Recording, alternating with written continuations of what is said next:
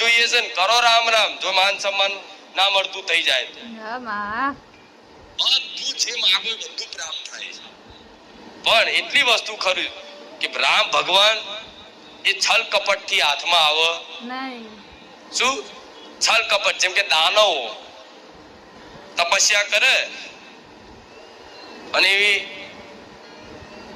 હિમાલય પર્વત ઉપર કે ગમે ત્યાં એવી પહાડો પર એવી જબરું તપ કરે, કષ્ટી વેઠી, ભૂખ તરસ ઠંડી ગરમી બધું વેઠી તપસ્યા કરે. બ્રહ્માજી પ્રગટ કરે.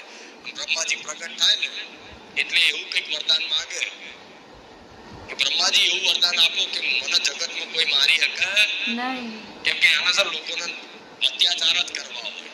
જ્યારે કોઈ દાડે એવું સાંભળ્યું કે વિષ્ણુ ભગવાને કોઈ રાક્ષસનો વરદાન આપ્યું? સાંભળ્યું? એક સમય ભોલેનાથે આપી દીધું હશે.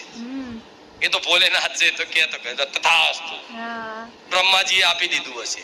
કોઈ દિવસ સાંભળ્યું કે વિષ્ણુ ભગવાને કોઈ દાનવનો વરદાન આપ્યું? કેમ કે દાનવ છલ કપટ વાળાના ભગવાન રામ હાથમાં આવે નહીં.